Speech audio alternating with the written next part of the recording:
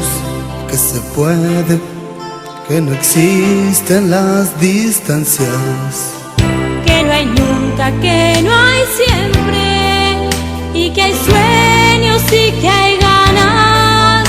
Y que juntos con amor construiremos el mañana. Será nuestro si tenemos el coraje y la esperanza. Aquí está tu marca por la vida, aquí tus deseos por la vida, aquí tu presente por la vida, por un mundo nuevo. Con vos nos jugamos por la vida, con vos mano a mano por la vida, con vos aquí estamos por la vida, mis amigos por la vida. Bienvenidos a un nuevo programa de Valentina por la Vida. Hoy vamos a contar la historia de Estela Canepa. Estela es una persona sorda y también es directora de la carrera de intérprete de CINDE. Vamos a hablar con ella de cómo fue su infancia, su adolescencia, cómo fue crecer en esta sociedad que es en un alto porcentaje para oyentes, cómo fue crecer siendo sorda, cómo fue su vida en la escuela, en el liceo, con sus compañeros. Y bueno, vamos a contar la historia de Estela, que en un ratito vamos a estar hablando con ella y con su intérprete. Así que en unos minutos, en el día de hoy, hablamos sobre las personas sordas, la discapacidad, qué nos falta también como país para lo que es la inclusión, algo tan importante, y por supuesto vamos a hablar de la importancia de aprender lengua de señas. Así que en un ratito seguimos con más Valentina por la Vida. Valentina por la Vida es una presentación de CDP Turismo, viajes nacionales e internacionales. Viaja con nosotros. Este sábado 9 de noviembre nos vamos a Chuy y Santa Teresa. El 7 y el 8 de diciembre despedimos el año en Termas de Federación. Y en enero recibimos el 2025 en Florianópolis. CDP Turismo. Comunicate en nuestras redes sociales CDP Turismo y comunicate al 094-775-458. Todos nuestros viajes con asistencia médica y comidas. CDP Turismo.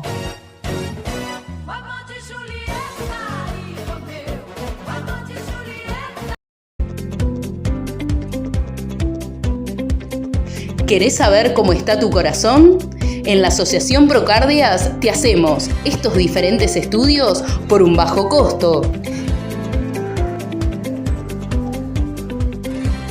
Electrocardiograma, ergometría, Doppler, Holter. Asociación Procardias, comunicate al 2-411-5050.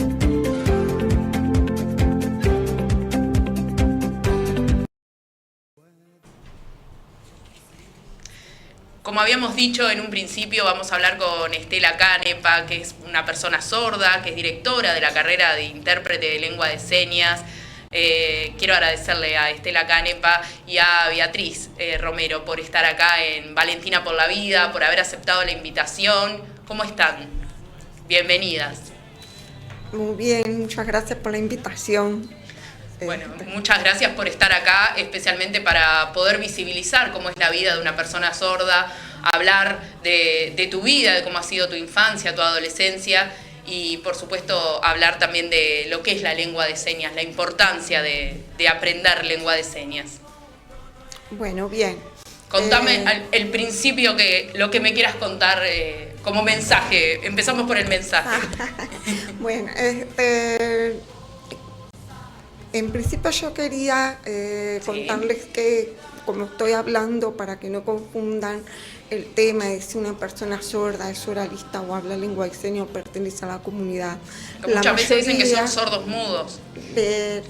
Claro, la gente piensa que las personas sordas son todas sordas mudas, ¿tá? Y en realidad la palabra sordo-muda no existe. todas las personas sordas podemos comunicarnos en lengua y señas, o sea, ya no oralizado, habiendo aprendiendo algún idioma que le dé la lengua madre. En mi caso, yo no nací en contacto con las personas sordas porque en mi época la lengua y señas no estaba recomendada ni era como algo que se viera naturalmente. Yo nací en el interior del país, y en Santa Lucía, en el departamento de Canelones, y en mi época no estaba bien visto, o sea, los médicos no recomendaban, ni siquiera hoy en día tampoco, muy pocos médicos que tengan conocimiento de la comunidad sorda como comunidad. Claro. Hace invisible la lengua y señas.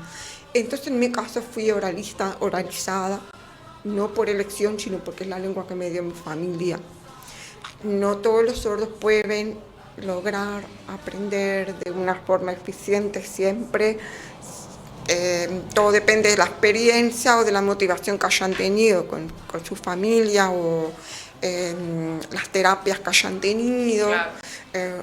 No se logran todos de la misma manera. ¿En tu caso sos la única sorda en tu familia? En mi caso soy la única persona sorda en mi familia, no hay herencia ninguna, tengo una sordera congénita de nacimiento, pero que mis padres se dieron cuenta tarde, a los 2 años, porque antes no se detectaba de nacimiento la sordera, no se sabe en qué momento ni por qué causa. Por eso se supone que es una sordera congénita, no a causa de ninguna enfermedad.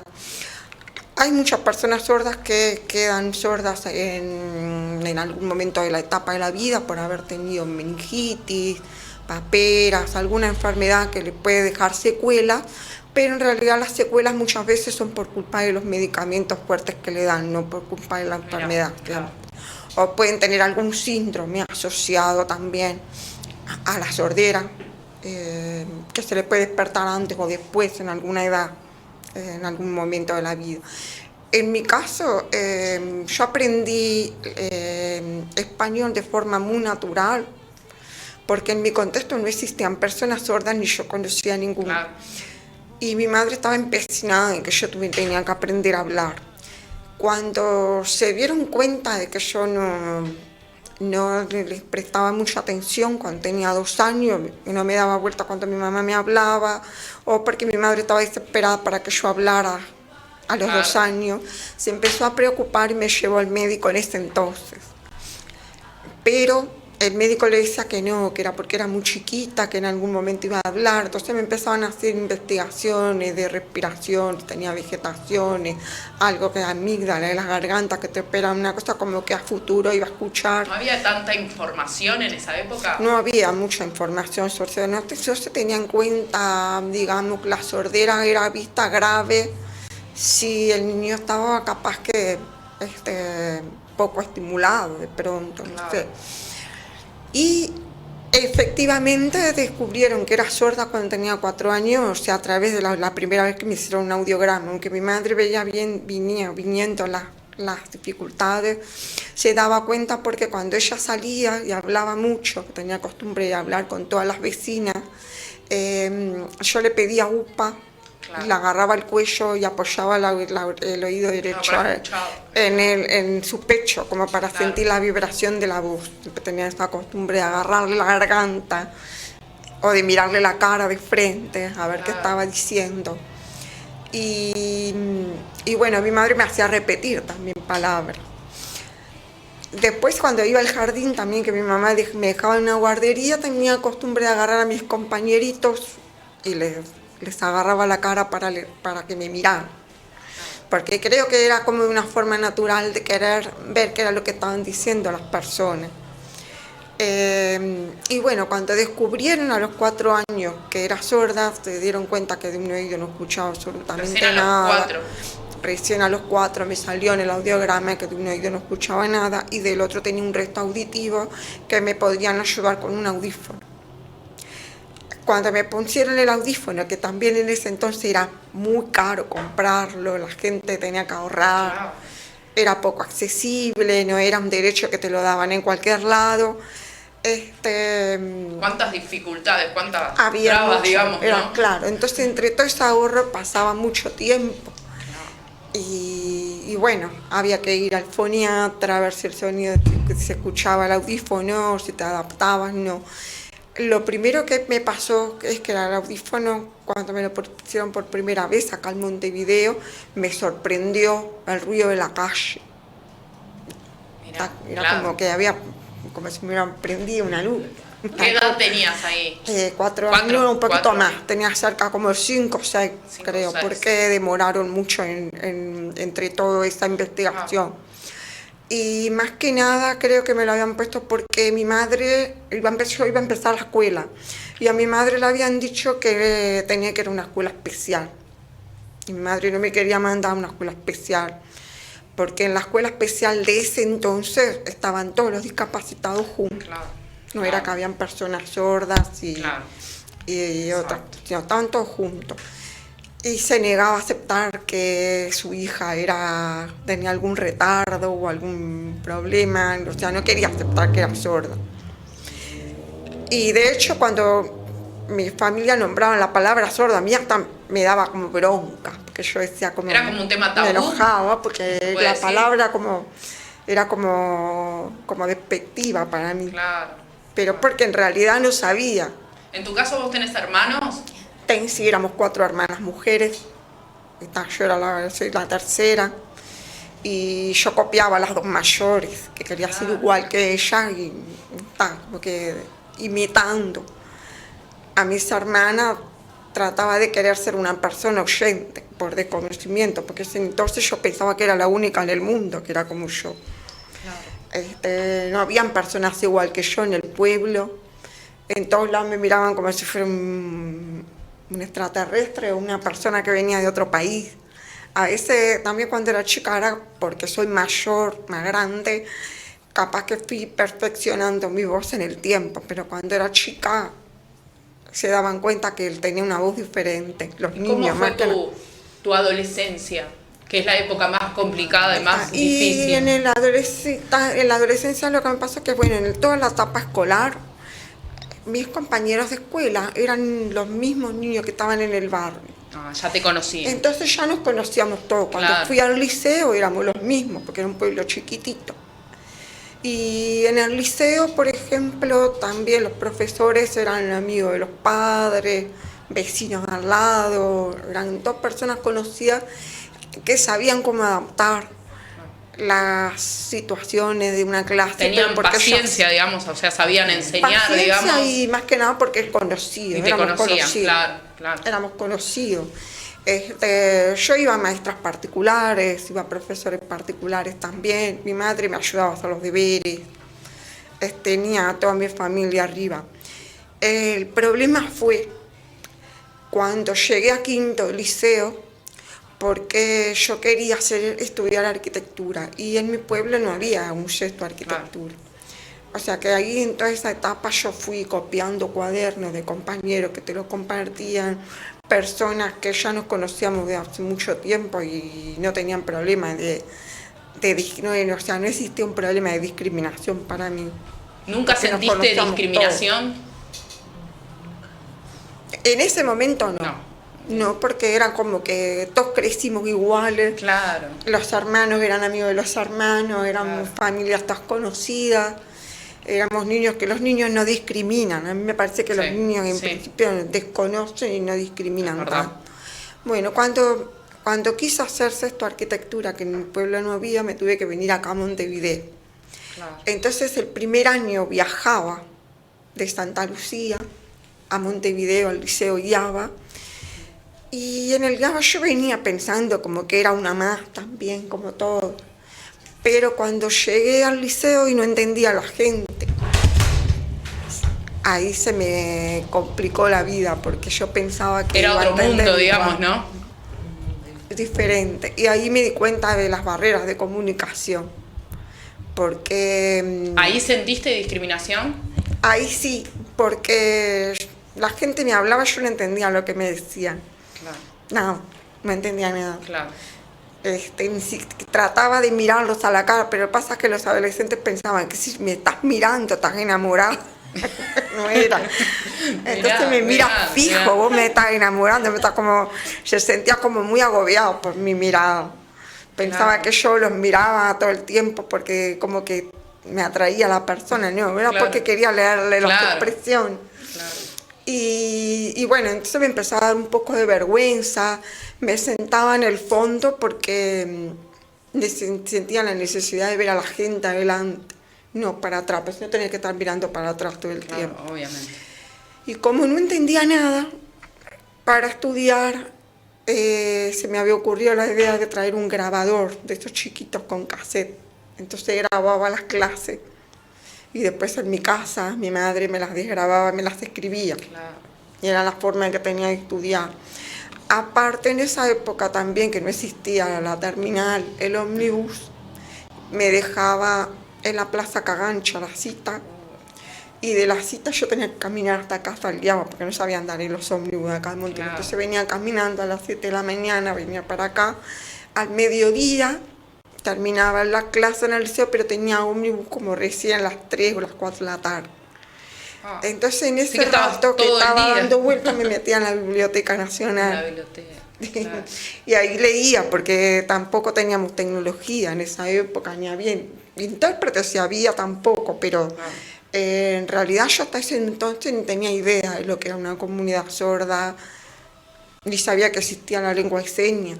Pensaba, capaz que veía a Isabel en el Canal 5, pero pensaba una Pero persona. dentro de todo fue un No cambio entendía qué era. positivo, digamos, el venir a Montevideo, el conocer otro mundo, otras personas y...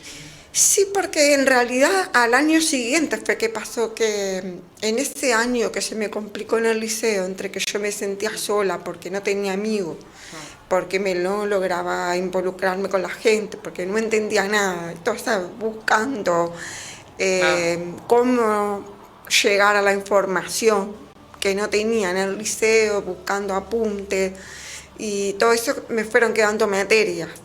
Entonces al año siguiente no pude hacer facultad de arquitectura, pero para no perder el tiempo me inscribí en la IEC a estudiar ayudante de arquitecto.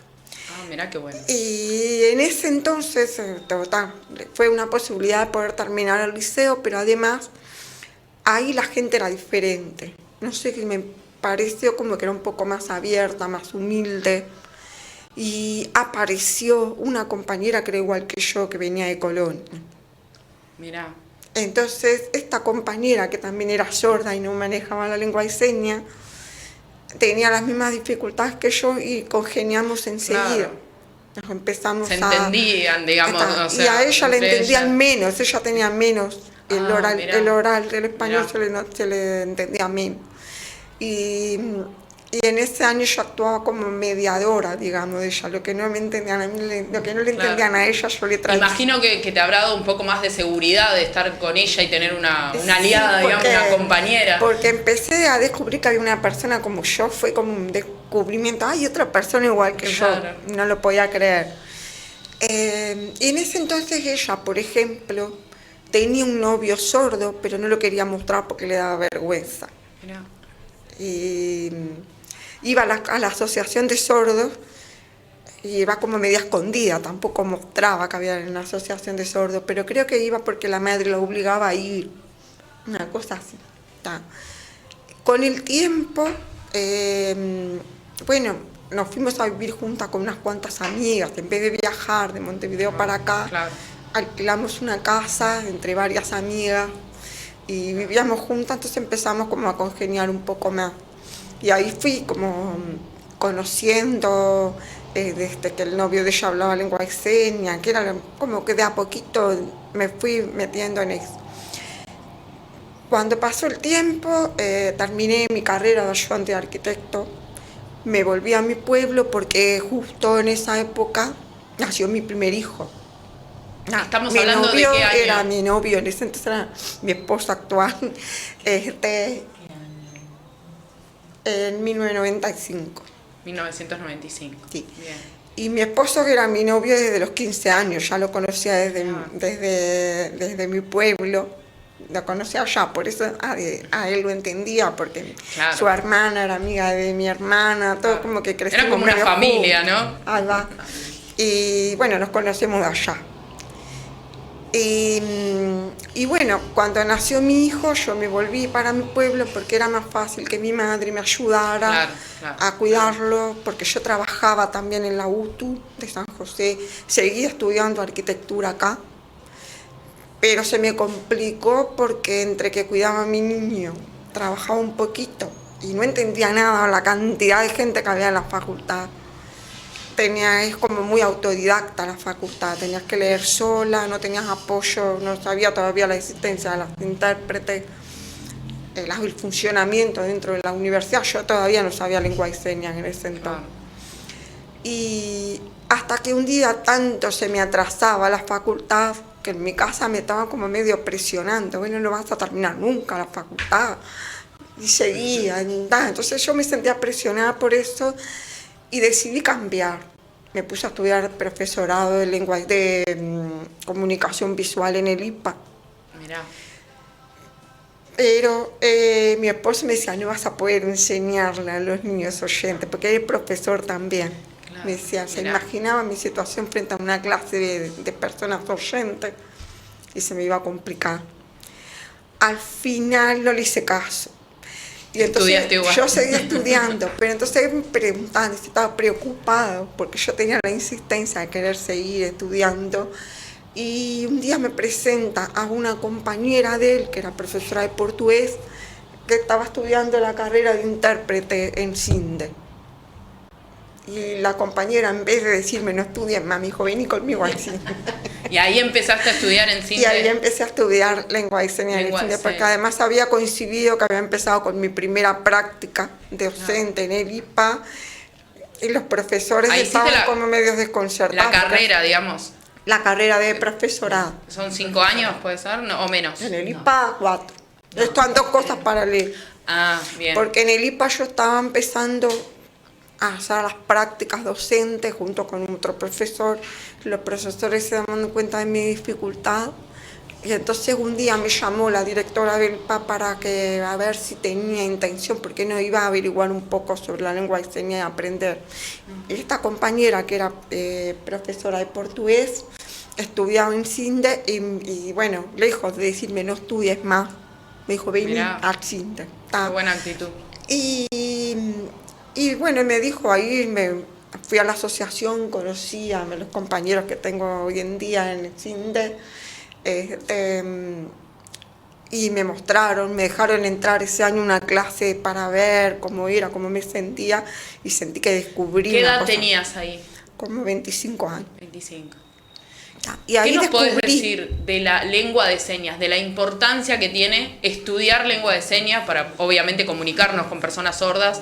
¿Qué importancia tiene sabiendo que cada país tiene su lengua, ¿no? Que a veces hay esa confusión y obviamente Uruguay tiene su propia lengua de señas. ¿Qué nos podés decir de la importancia, ¿no? de estudiar lengua de señas? Bueno, la importancia de la lengua de señas es que te abre un mundo diferente. Todo lo que yo no lograba entender antes, que tenía que estar concentrada mirándole la cara y leyéndole las expresiones a cada persona, que era un dolor de cabeza, y leyéndole los labios a cada uno, persona por persona. La lengua de señas me abrió un mundo diferente en el que te podías empoderar. Claro. Me dio más libertad también, porque yo estaba preocupada a ver en cualquier lado que iba cómo me iba a comunicar con una persona cuando nunca la había visto en la vida, porque era diferente en estar en una comunidad donde vos entendés a todo el mundo porque los conocés de chico, que irte a otro lugar y no conocer a nadie. Claro. Entonces ahora, gracias a la lengua de señas, yo sé que en cualquier lugar que voy puedo pedir una intérprete. Claro. En el caso de mi carrera en la educación, me abrió muchas puertas porque cuando yo logré aprender la lengua de señas, justo se me dio la posibilidad de que había un liceo que había empezado en 1996 con estudiantes sordos, y dije, les puedo enseñar directamente en lengua de señas, las clases, y no me tengo que preocupar por si me entienden. Pero hice las dos carreras paralelas. Y en tu caso, ¿vos qué le podés decir a una persona que es oyente? ¿Qué le recomendás estudiar lengua de señas? Que me parece que es algo importantísimo. Les dije fuera del aire que había hecho un curso en CINDE, un curso de verano. Yo a las personas oyentes les diría que está bueno aprenderlo porque no es como dicen en algunos lugares que piensan que es un lenguaje, sino que es un idioma más. Es una lengua más, igual que es aprender inglés, claro. portugués. Y además, no es que sea una lengua inclusiva, la inclusión se da porque la otra persona sabe hablar como vos. Claro, obvio. Entonces, en la posibilidad de que todas las personas pudieran conocer mínimamente la lengua de señas, las barreras de comunicación serían menos. Claro.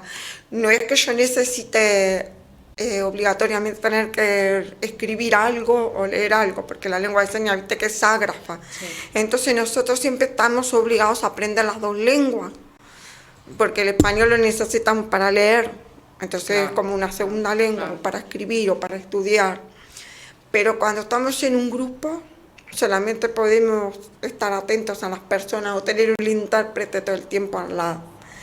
Entonces, si las personas oyentes supieran lengua de señas, te da esa libertad de que vos podés ir a hablar a cualquier lugar, Claro. te da hacer Exacto. seguridad, ir al médico y que un enfermero te acompañe porque entiende tu lengua, un médico también, aunque te acompañe el intérprete, pero que sean como más flexibles, aunque Te sea sentís para más segura, ¿no? una comunicación Claro. básica. Claro. Te sentís como más seguro y más partícipe de la Claro. sociedad. Obviamente. Ahora, por ejemplo, con la educación inclusiva, nosotros tenemos niños que están en un liceo en comunidad, porque es la forma más fácil que ellos se pueden comunicar entre sí. Pero si fueran a un liceo de oyentes, a pesar de que tienen el intérprete, no es lo mismo, porque no tienen Claro. con quién comunicarse de forma social, digamos. Claro.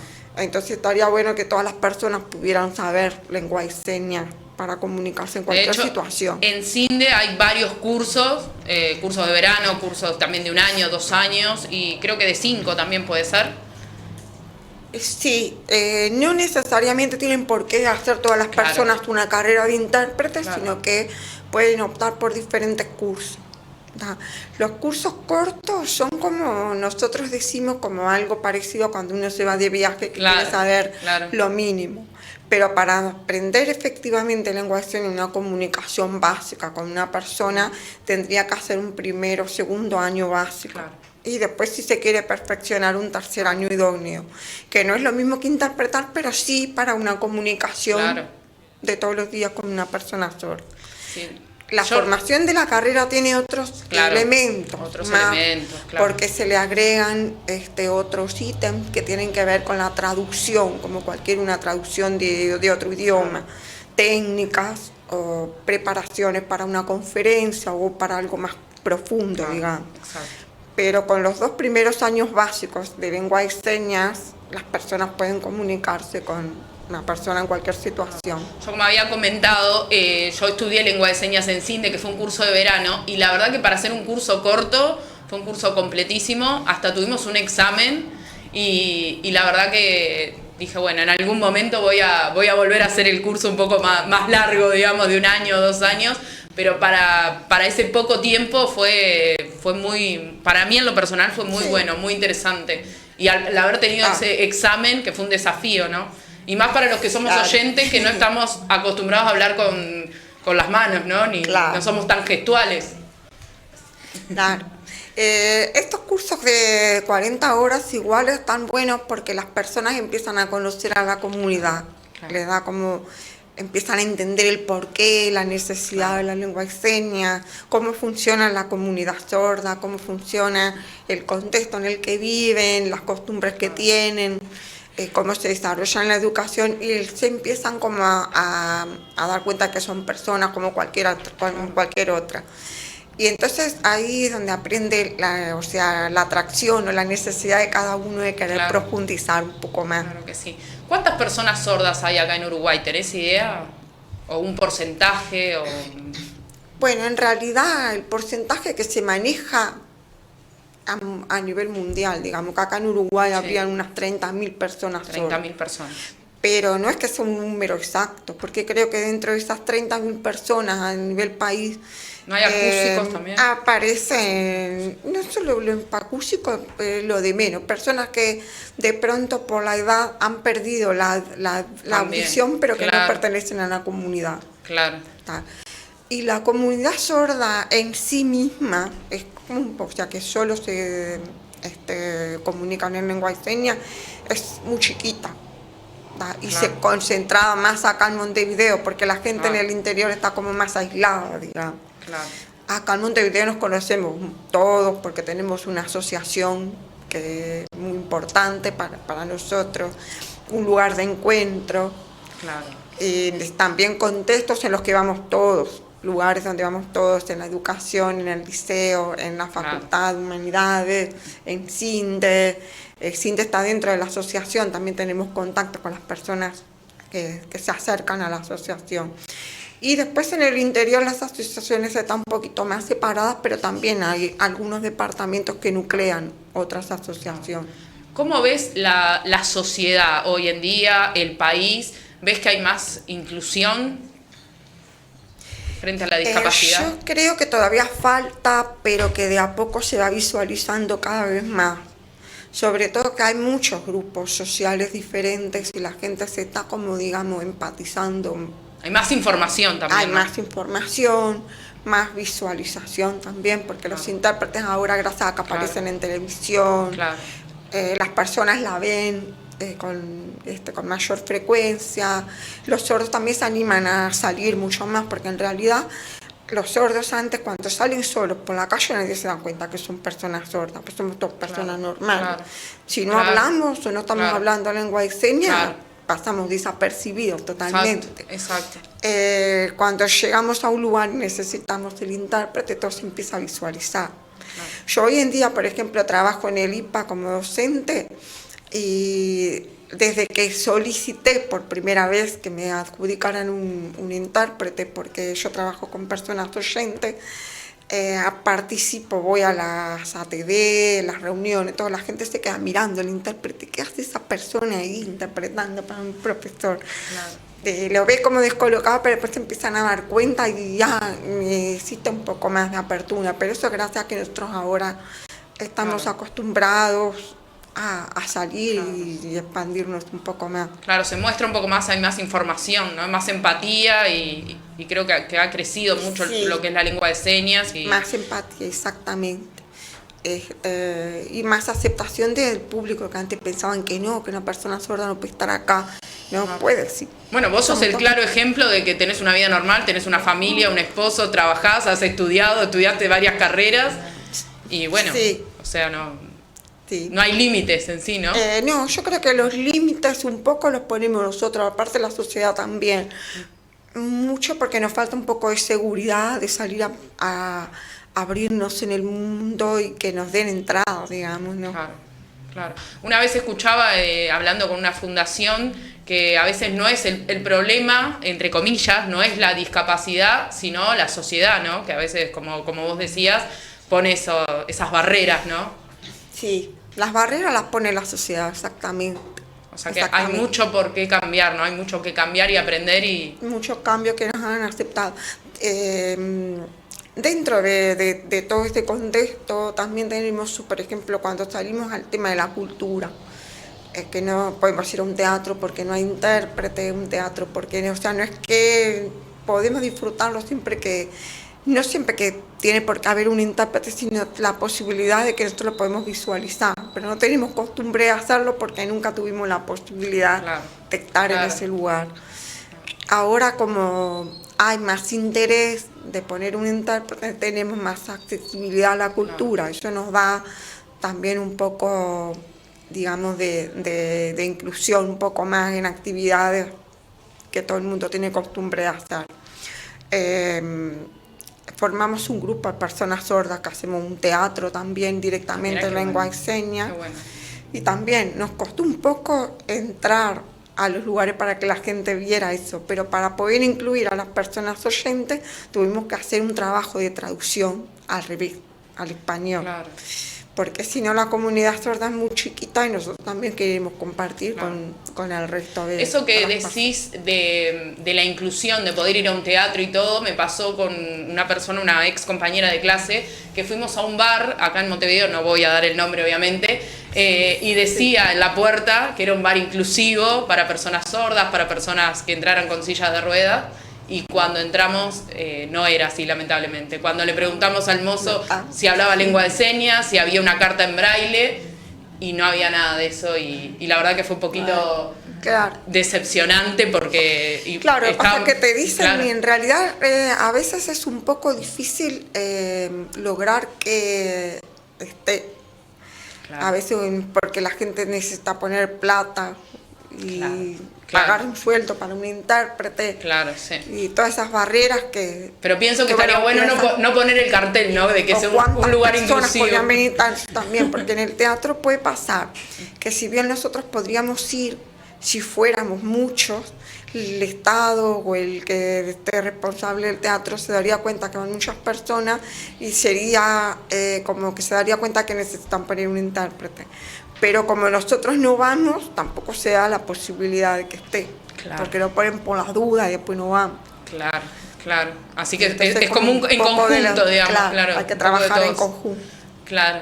Yo quiero agradecerte, Estela, por tu tiempo, por haber aceptado la entrevista, por estar acá en Valentina por la Vida, agradecerle a Beatriz Romero, la intérprete. Realmente me parece que es un tema fundamental hablar de las personas sordas, de cómo viven, de cómo han cambiado las cosas hoy en día, de lo que vos nos contabas, que antes no había tanta información, hablar de la importancia de estudiar lengua de señas y de lo que podemos hacer como sociedad, obviamente, porque obviamente somos todos parte, no hay diferencia, lamentablemente, como decías, las barreras las pone la sociedad, no es un tema, la discapacidad no es un problema, sino las barreras que pone la sociedad, y realmente nos has dado una gran lección y en lo personal me has enseñado muchísimo, y la verdad que ha sido un placer tenerte en Valentina por la Vida, tenerlas a las dos. Gracias. Gracias por estar acá. Estela Canepa, que es una persona sorda y directora de la carrera de intérprete de lengua de señas, y a Beatriz Romero, que es la intérprete de Estela. Gracias por estar en Valentina por la Vida. Como se dice, muchas gracias. Gracias. Muchas gracias por acompañarnos en Valentina por la Vida, y nos reencontramos en un nuevo programa.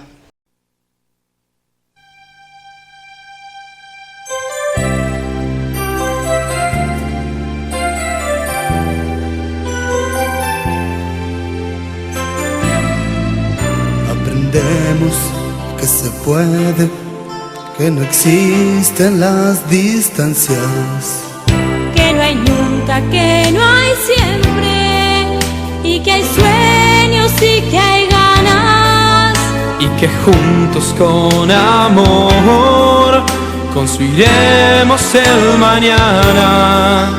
Será nuestro si tenemos el coraje y la esperanza. Aquí está tu marca por la vida, aquí tus deseos por la vida, aquí tu presente por la vida, por un mundo nuevo.